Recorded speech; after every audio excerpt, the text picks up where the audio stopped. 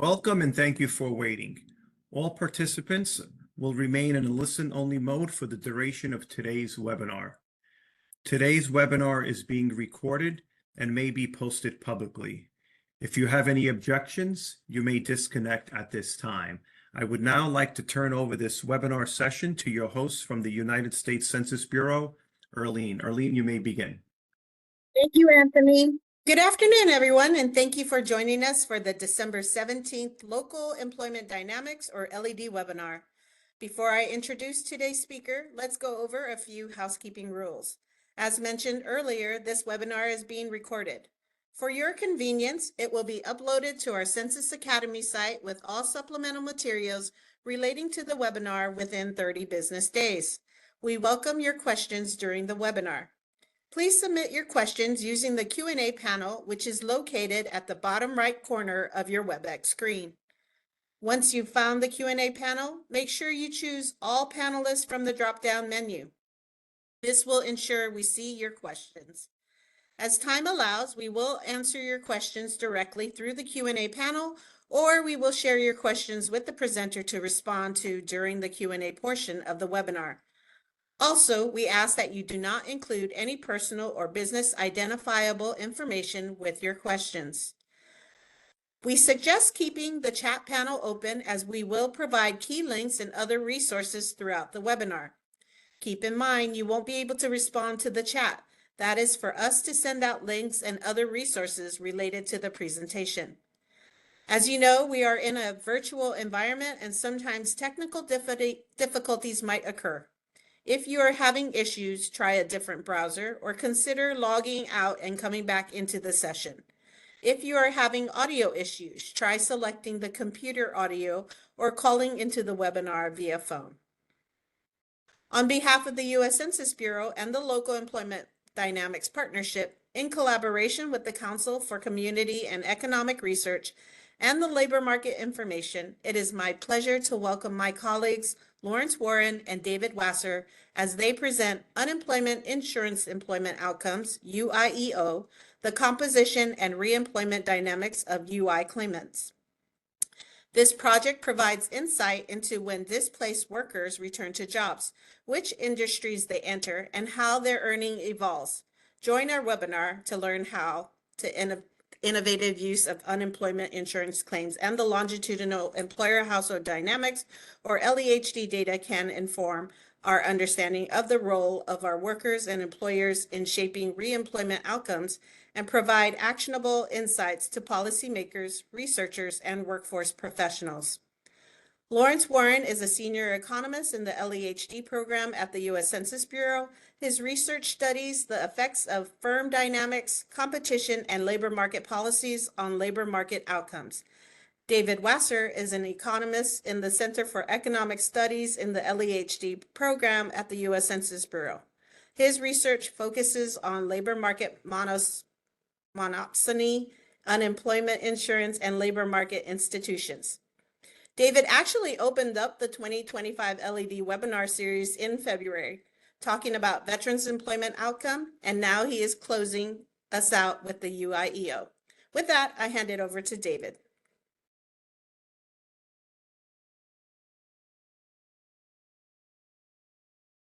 Thank you so much, Erlene. As Erlene said, my name is David, and I'm excited to talk with you all today about unemployment insurance employment outcomes, or UIEO, our pilot project. This is joint work with Larry Warren, as well as Caelan Wilkie-Rogers. The usual disclaimer applies here, and that the views expressed here are those of the authors and not necessarily those of the U.S. Census.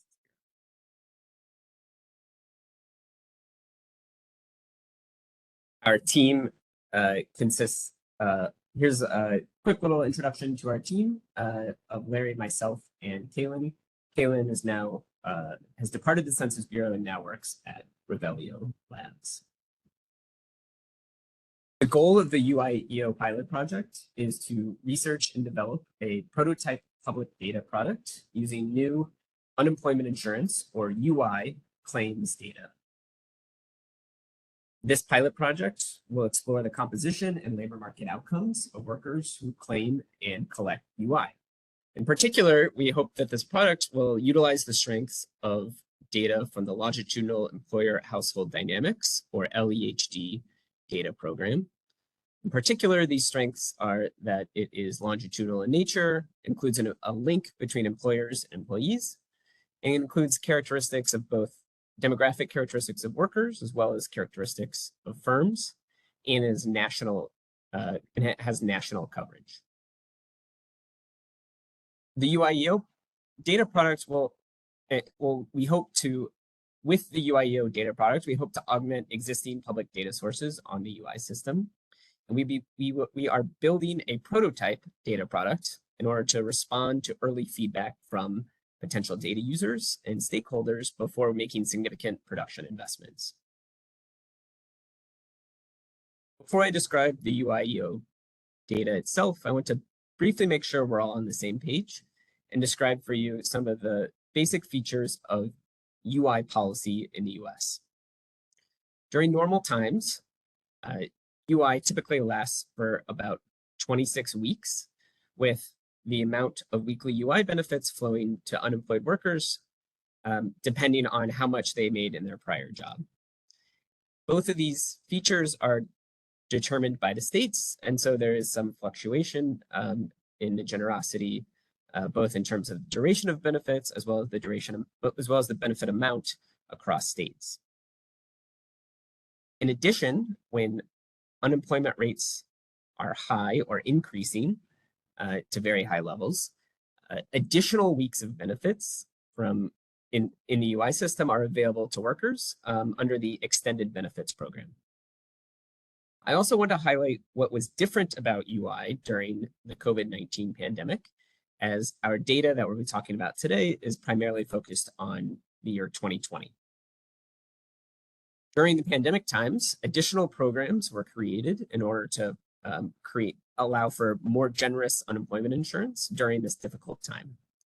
In particular, the Pandemic Emergency Unemployment Compensation Program provided additional weeks of unemployment insurance, and the Pandemic Unemployment Assistance Program, or PUA, provided UI benefits for workers who typically are not eligible for UI. These include the self-employed as well as freelancers and other categories of workers.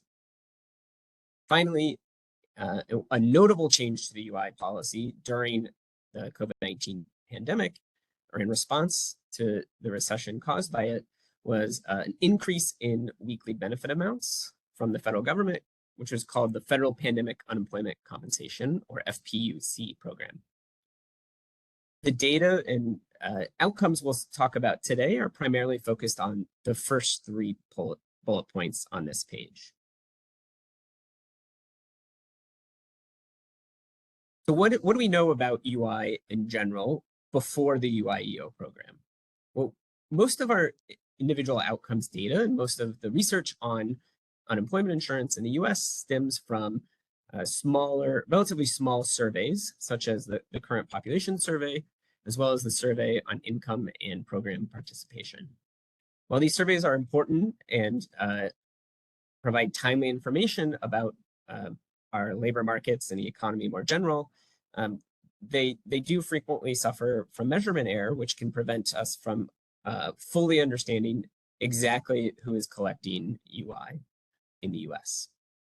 These surveys also have a somewhat limited ability to track outcomes over time, or even to provide details below a national level or even below a state level, which is an important feature that we might want in a data product that allows us to understand local labor markets. In addition to survey information on the UI system, we also have program level data that is published by the US Department of Labor, as well as by state labor market information offices. These program level data are very comprehensive, but they tend to be limited in the information that they contain. For example, we have average, maybe state level replacement rates and collection rates for UI, but we have very limited information on who is collecting, how much they're collecting, and what are the demographics and employment characteristics of these workers. We also have no way of tracking outcomes for workers who are receiving unemployment insurance.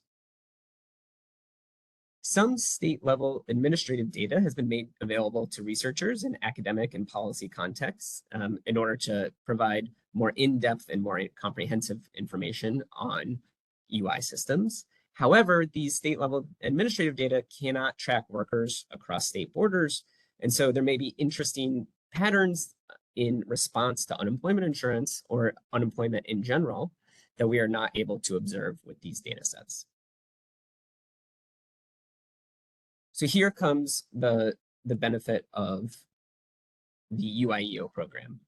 UIEO program is built off of UI claims data. These are weekly individual level claims for unemployment insurance from each of the participant states. And as I highlighted earlier, the data we're going to be talking about today comes only from 2020, though we hope to expand that over time. These data contain precise information about weekly benefit amounts, as well as the beginning and the end of the time when workers are receiving unemployment insurance, and thus give us precise information about duration of unemployment insurance receipt as well. Importantly, for our purposes, these claims data are linkable to the LEHD earnings data. What this allows us to do is, in addition to observing the UI claim itself, we can observe pre and post unemployment earnings and job duration, as well as characteristics of the employer and the worker that is receiving this unemployment insurance. A notable feature of parts of this UI claims data from some states is self-reported occupation by the worker. This is an important expansion of our view onto workers within the LEHD program, and will allow us to answer some very interesting questions and provide interesting data for the public going forward. Finally, with the link to the LEHD, we have more precise information about where unemployed workers are located and whether they migrate across states.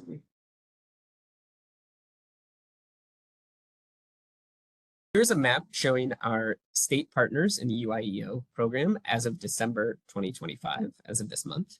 As you can see, we have data from a variety of states across the country, both big and small. And if you are in a labor market information office and do not see your state represented on this map, please reach out to us after this webinar, and we'd love to get in touch about getting your data as part of the UIEO program. Okay, so now let's move on to talking about what the UIEO pilot project contains. As I mentioned earlier, the UIEO pilot project will document the composition and labor market outcomes of workers who claim and collect unemployment insurance. We take this UI claims data from the states, and we stitch these individual weekly claims together into what we're calling UI spells, where a UI spell is the collection of weekly claims consecutively that a unemployed worker receives as part of their unemployment insurance receipt. We merge information on these UI spells with the LEHD earnings history, worker demographics, as well as pre and post spell employer characteristics. Today, we're going to highlight information and show you some figures on UI spells for workers where we observe two things. One, we observe they're both pre and post UI spell jobs, and two, we have high quality earnings histories when they are employed. By high quality earnings histories, I mean that we observe at least 3 consecutive quarters of this worker employed at the same job. And when we're going to take the middle of those 3 quarters, which we're going to call a full quarter, and this allows us to have confidence that what we're observing is this worker's full-time employment at that job in that quarter, which gives us the best window into their earnings, both before the UI spell as well as after it.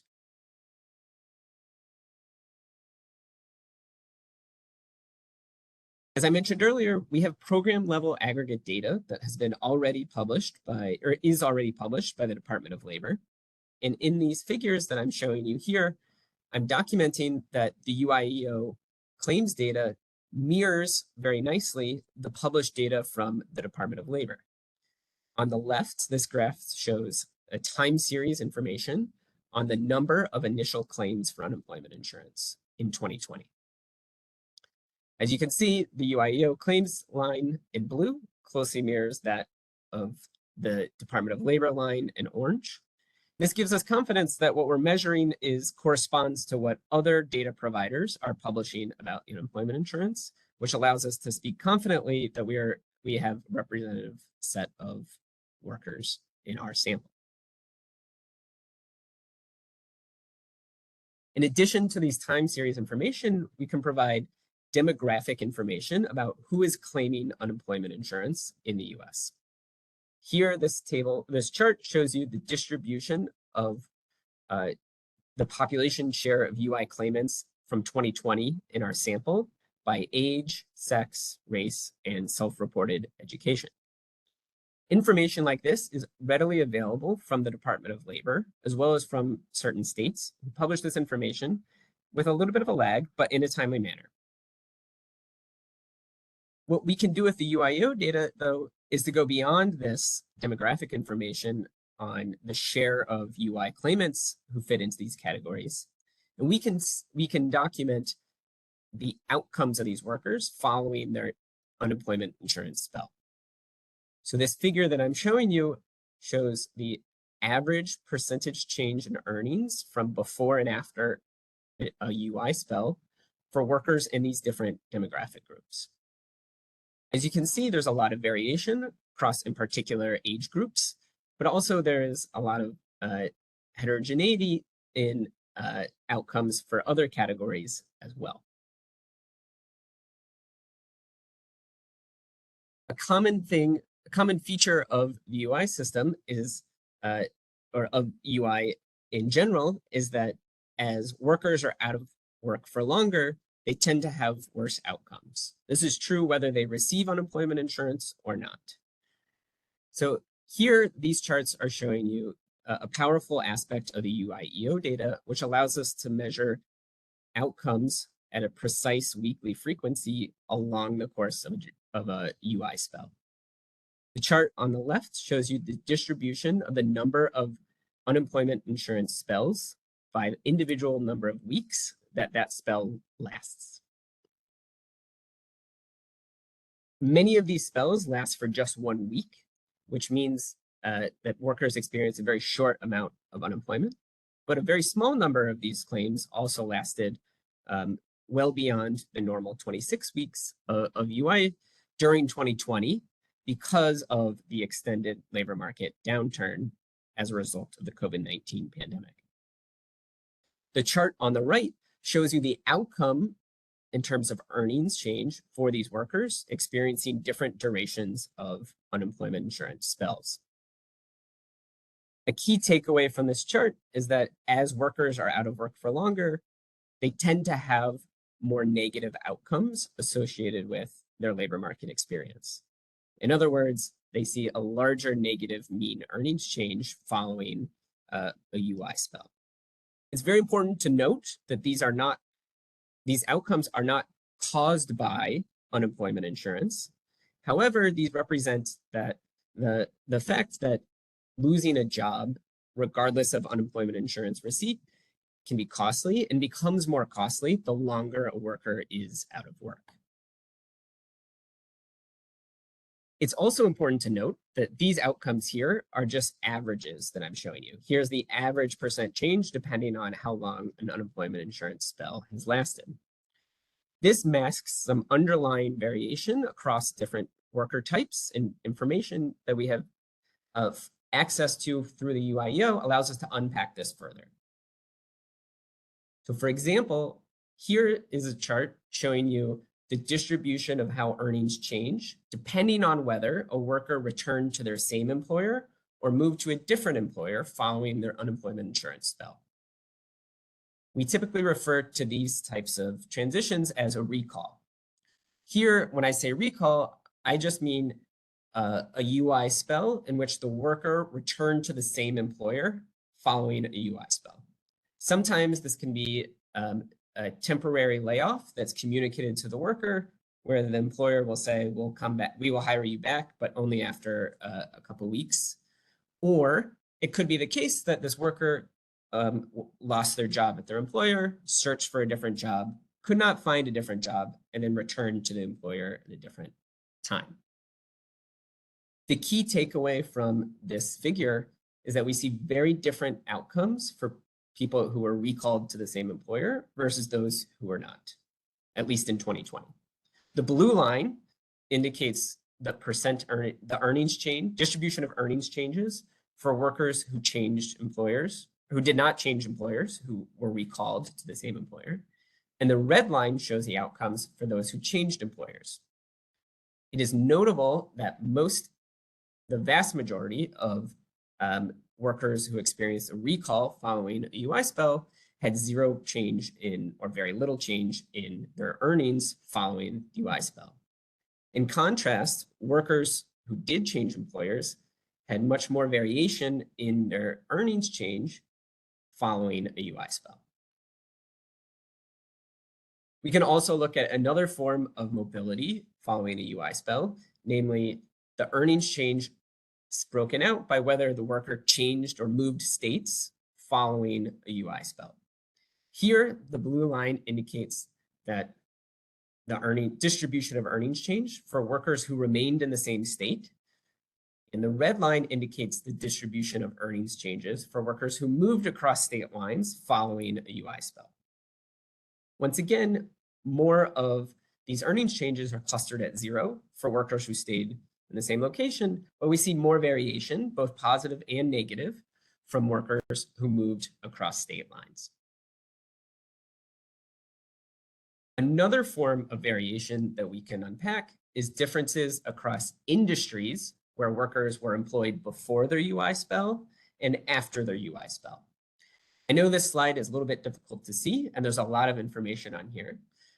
But what we're showing here is a matrix or a table showing you the percentage of workers who transitioned from one sector, that's on the vertical axis, to a separate sector on the horizontal axis. The key here is the diagonal, which is shaded in different shades of blue here, indicates the percentage of workers who received UI that stayed in the same industry. So for example, 85% of UI claimants who were laid off from the manufacturing industry remained employed in the manufacturing industry. Being able to unpack labor market transitions at this level of detail provides us a lot of information for policymakers and businesses, as well as workers who are experiencing these potentially experiencing these UI spells as well. In addition to just tracking who is going from which industry to another industry, we can also document earnings changes amongst those who make these transitions. So this graphic tells you the same information of an origin sector and a destination sector. However, the numbers in the table are indicating the average change in quarterly earnings for these workers. Highlight one of the features of UIEO that can provide powerful information. I've highlighted industry sector 72. During the COVID-19 pandemic, a lot of articles and popular conversations were around workers from hospitality and food industry leaving to work in other industries. What we see from this table is we see a lot of positive numbers, which indicates that a lot of these workers who transitioned out of hospitality and food services into other sectors experience earnings gains after the UI spell. In other words, they moved to a higher paying sector and a higher paying job upon leaving hospitality and food services. What's interesting about industry breakdowns like this is they themselves can contain a lot of different information, because oftentimes job types or occupations can be very different within the same industry. As I highlighted earlier in the slides, an important feature of UIEO is it allows us to look at occupation information for a certain subset of workers. So here on this chart, I'm showing you the different occupations that we see represented in the UIEO data in 2020. As you can see, there's quite a lot of heterogeneity here, or variation, across occupation types and how common they are amongst the UI claimants. For example, in the very first bar to the left management occupations represent 4.5% of DUI claimants for which we observe occupation in 2020. Now, people who are working in management occupations could be in any sort of industry, and so it's hard to map the industry transitions that I showed you in the previous slides to this information. However, if we look at food preparation and serving in occupation code 35, we see 7.3% of these workers are in our UI claims data. What this means is we have relatively better view on workers who are working in food preparation and service than we do on management. In addition, we can show you how earnings changes are experienced differently by different occupations. Here again, you see a lot of variation across worker types, including, again, focusing on management on the far left side. We see a wide variety of outcomes here, where the average earnings change for workers in this occupation was negative 9% in 2020 amongst those who received UI. As I highlighted earlier, these workers could come from different industries, and so it's hard to understand what labor market dynamics are driving this particular negative number. We can also look at how common it is for workers to return to the same employer across occupations. Once again, we refer to these types of returns as recalls.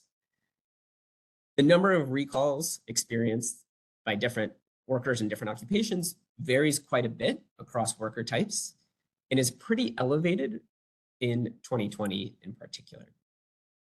As we dig more into the UIEO data, we're excited to provide more detailed information like this, as well as valuable context and insights into how these unemployment insurance claimants are faring relative to similar workers who are not receiving unemployment insurance or are receiving different amounts of unemployment insurance.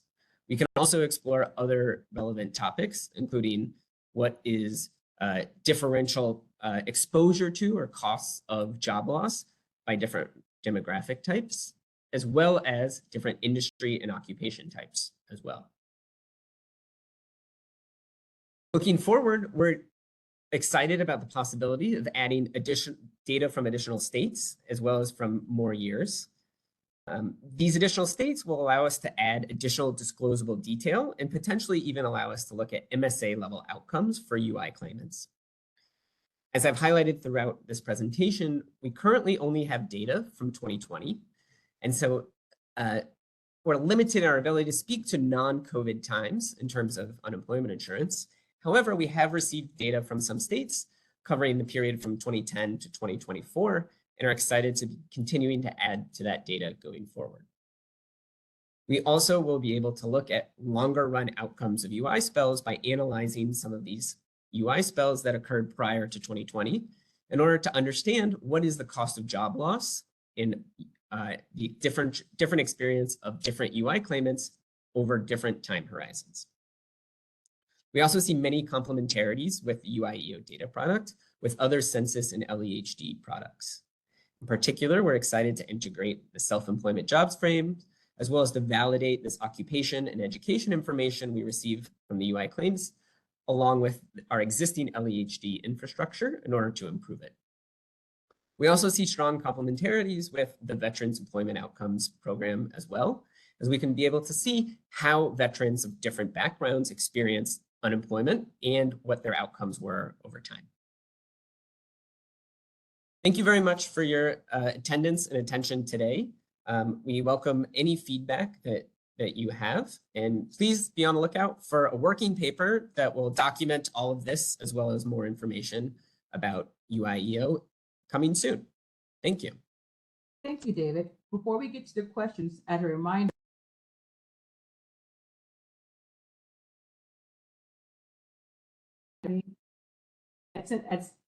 thank you, David. Before we get to the questions, as a reminder, the presentation will be accessible on the Census Academy website at census.gov/academy under the webinar tab within 30 days. The links have been added to the chat. Again, please type all of your questions in the Q&A box and we will get to your questions pertaining, we'll get to keep your questions pertaining to the presentation. The chat has been disabled to our attendees. First question. Why does mean earnings increase around 16 weeks, but had a huge decrease after that? Why isn't it just drop from the beginning? Thank you. That is an excellent question, and one that Larry and I and the team here have been thinking a lot about and trying to dig into. We don't have a specific answer that we can tell you in particular.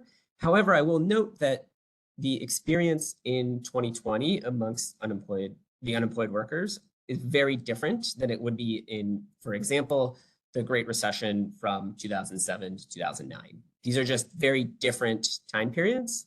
And so we have evidence from other recessions or other downturns that typically its outcomes are pretty negative. However, there are just very specific things about 2020 that we are still trying to understand. This is Larry Warren. I'm going to chime in as well. One aspect of the reason for that increase is the set of jobs included in this output are, or the set of observations, the UI spells that we're looking at in this tabulation come from workers where we observe full quarter earnings, right? 3 consecutive quarters of earnings in both their pre and post spell outcomes. That excludes some workers who had shorter earnings spells in reemployment and kind of selects for slightly more stable jobs. In that group, we see that kind of increase in like weeks 8 through 15. If we include all jobs, that increase kind of goes away. So I think some of this is the fact that we're looking at a subset of kind of more stable reemployment than all UI spell or claimants. So that's also potentially part of the reason for that slight increase. Suggestion, UI is an abbreviation for unemployment insurance. If you call unemployment spells UI spells, you're putting insurance in the mix, and it sounds like you don't want to conflate these terms. Thanks, good presentation, otherwise, and interesting data. Thank you. That's a good suggestion. We'll note that down and do a better job of more clearly communicating what we intend to communicate. Can you email us the presentation? It will be on our website and within 30 days. Do you plan to make the data publicly available? Also want to find out what kind of geographic variables are in the data, for example, region, state, county, etc. Thank you. Yes, at some point we will be making aggregate information available to the public. We're still building this prototype of the UIEO data product. The underlying microdata at this point, we do not have a plan to make publicly available, but in terms of the geographic information, right now we have been focusing on state level information, but we do have information down to the county level as well. What we're able to document in the UIEO data product really depends on census disclosure protocols and making sure that we're applying state-of-the-art protections for confidentiality of the workers and firms represented in our data. For the charts comparing UIEO claims to DOL claims, is this only for UIEO states? Thank you. Yes, that is only for UIEO states. So that's only for the ones in the map that we showed you that have delivered data.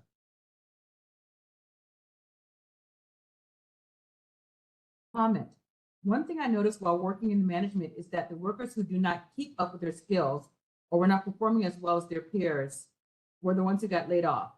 We found that productivity did not keep up with their salaries. So it doesn't surprise me salaries were lower post-UI. Thank you.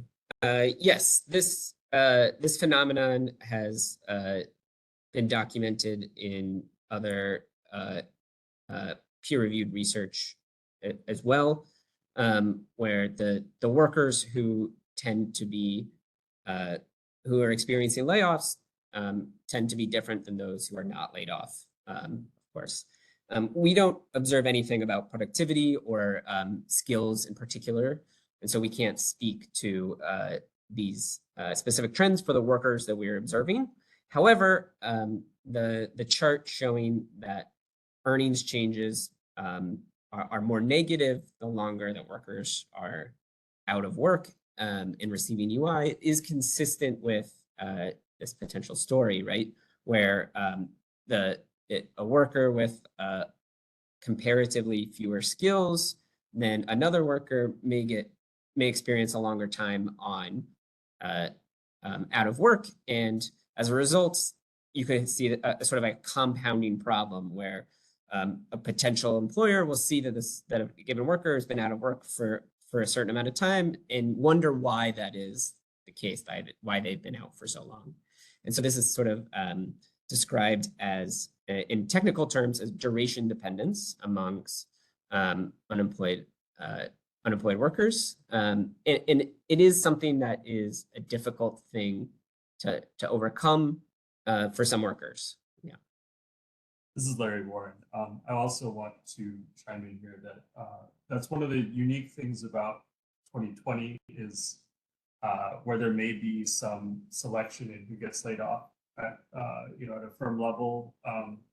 In normal times, that's usually the case when a firm doesn't completely shut down, but is laying off a portion of their workforce because business conditions are poor. During 2020, a lot of these layoffs were, the firm could not do business because of COVID and sent everyone who was, for instance, had an in-person component of their job home. So we suspect that perhaps that may not be as big a concern in this particular data. That's one of the reasons we really are excited to have additional years coming in the door soon.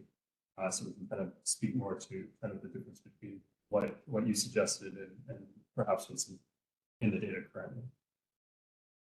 Are fraudulent claims included in the data? We have no way of assessing whether any particular claim is fraudulent or not. Thank you. This looks like this is the end of our Q&A session. I'll turn the mic back over to Erlene.